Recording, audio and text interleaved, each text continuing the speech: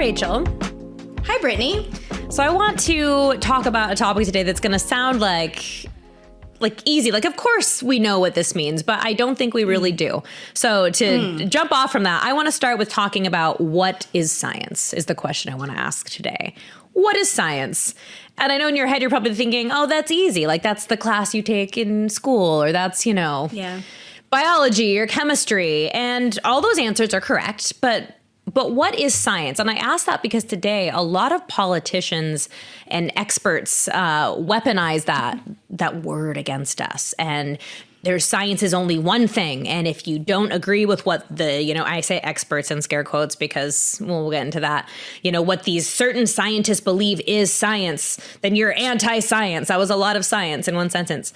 But follow the science. Follow the science. So I want to talk about that because I think science is turned into a weapon against us. I think we really saw that during COVID, where it was the science was changing every single day, but if we weren't following it, then we were bad. At one point, I think Fauci declared that he was science. It became its own. That was crazy. It became almost its own religion, and it got really crazy. Yeah. So the first thing I want to talk about is that science is in itself a question.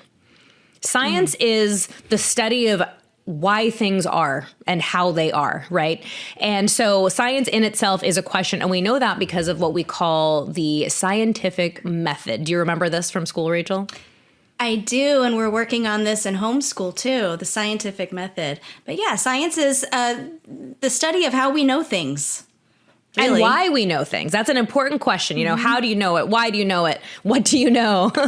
So as you're teaching your son about the scientific method, I'm just curious, where did you start? What was point A for you?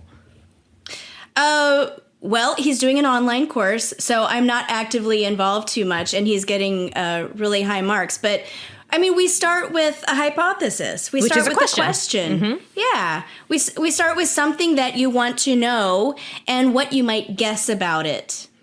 Yeah. And then you proceed from there to test your hypothesis, to collect data, to consider alternative explanations and alternative hypotheses.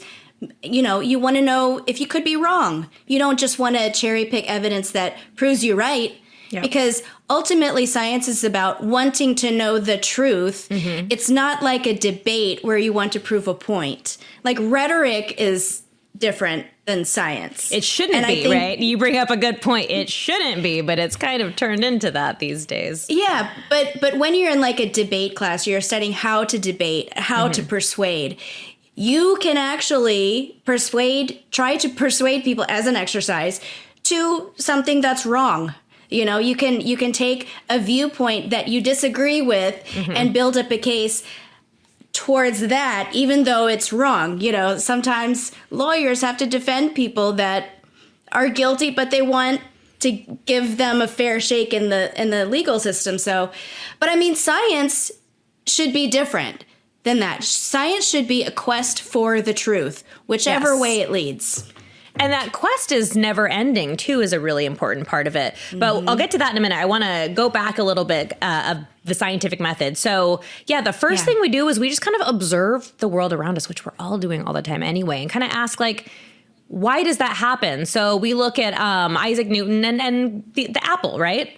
Oh my goodness, for a second I was like, I said Isaac Newton, right? It would be so bad if I got that wrong. Yes. Where an apple falls from his head or onto his head and he goes, I wonder how that happened. Yeah, how did that come to? Why did that happen? And then we get all these great discoveries from that one question. But the thing is sometimes we have these questions and we find answers and they're not always right. If you look at medical stuff, especially, and back in the day, how doctors used to approach things with the scientific method, like, oh, why are people getting sick? Well, let's try this and let's try this. Some of the things they did were outrageously crazy, but they thought it worked then, right? And they thought the science was settled. Bleeding is what I was thinking. Bloodletting. Yeah, yes, bloodletting. So it used to be if you got sick, they were like, oh, it's fine. We'll just bleed the person. We'll bleed out the illness. We'll bleed out the sickness. and it'll be gone and they'll be better. And like it was killing people.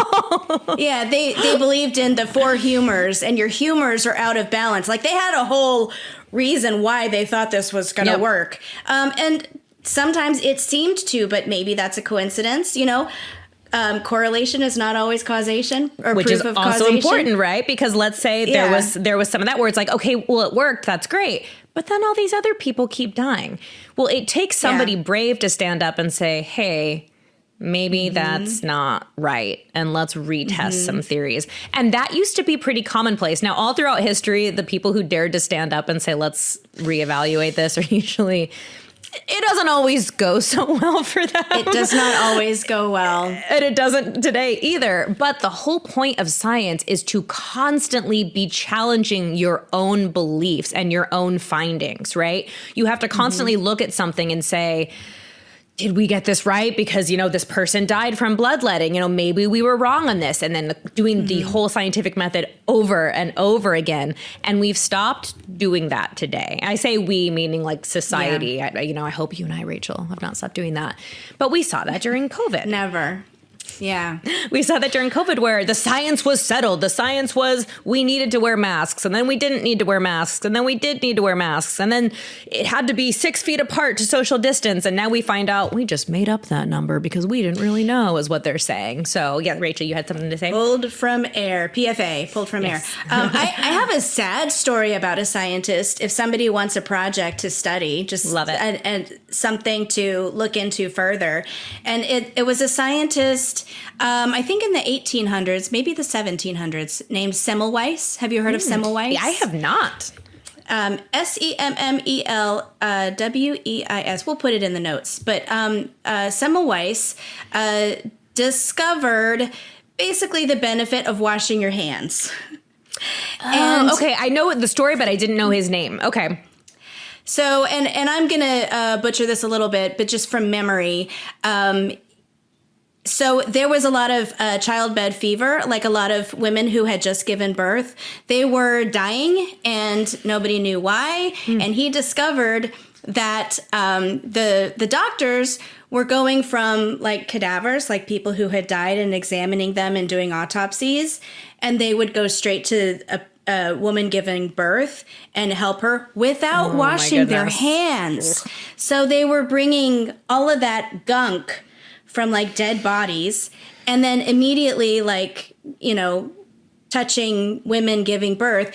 And then somehow they were getting infections and dying.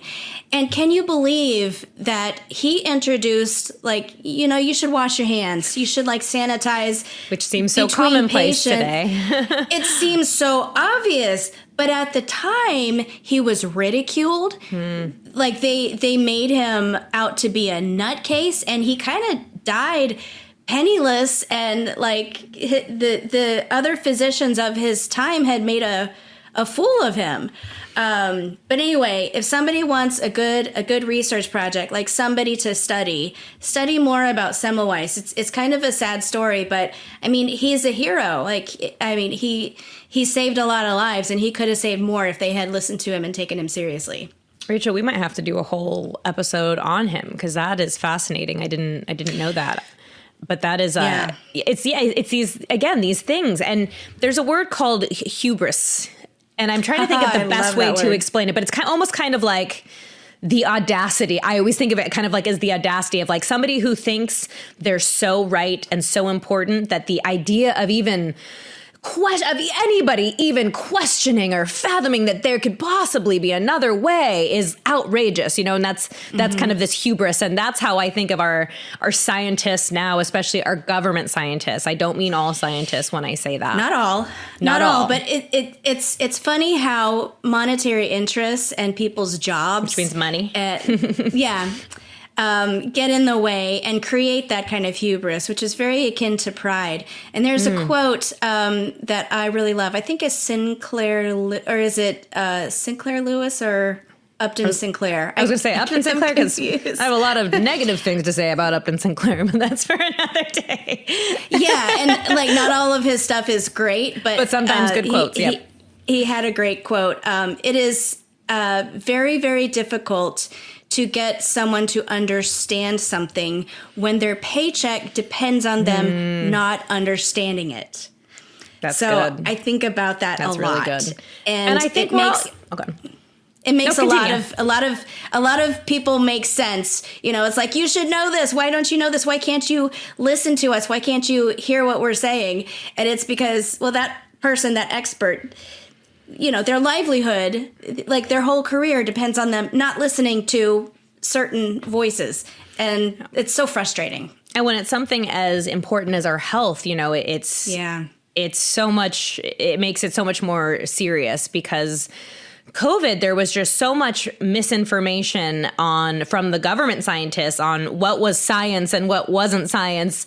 And it changed, but not in the way where we're talking about where it's good to question. It changed in a way of 1984, this book we talk about or a lot we have in the past. There's kind of an ongoing theme in it where the government says, we've always been at war with, what is it, like Eastlandia? I haven't read it in so many years. I can't remember what they called the guy. Well, we've always been at war, meaning they say like, no, it's always been this way. Don't you remember? It's always been this way.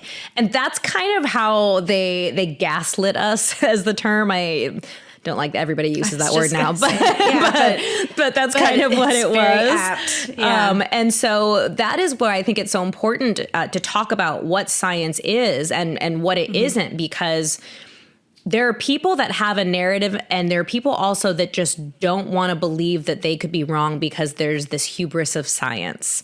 And we've seen that all throughout history, but I think our most latest example is definitely COVID. And as more comes out and we're learning more, we're realizing, okay, one, that wasn't true. And when we but when we put all the authority in one person, like one scientist saying that like you're the czar of COVID or you're the czar of science, that's very dangerous because then you're saying one person has the say of what we all decide. And what if, like you said, what if in your story, what if the person in charge said, hand washing, that sounds ridiculous. And then what we were a waste all like, of time. What a waste of time. And where would we be? It would be terrible and disgusting. So science is about questioning everything. Anyone that tells you can't question the science, you should understand that those are the real anti-scientists. I was going to say, because a lot of times if you do question science these days, you get the like, well, that's anti-science. But in my opinion, there is nothing more anti-science than telling someone they can't question science. Because again, that is how we've gotten so many of the world's, greatest life-saving, like washing your hands, inventions, or even just standard practices. And back in the day, somebody, bloodletting probably did save someone's life, right? That didn't mean it didn't mean it worked for everybody. Didn't mean it was actually the best practice, but it took time. People had to question that.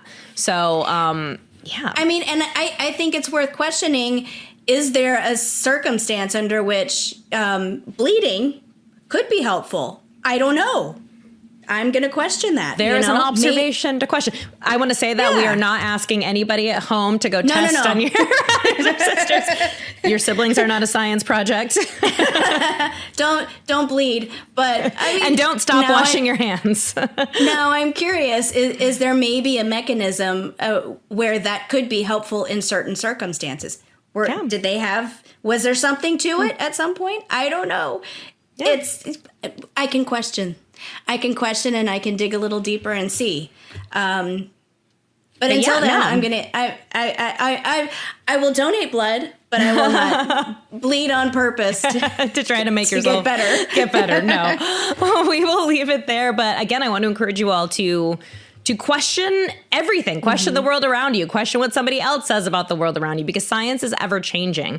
So maybe go read about some of these scientists throughout time who were exiled, some of them even, or marginalized or criticized for daring to question the established science. Galileo.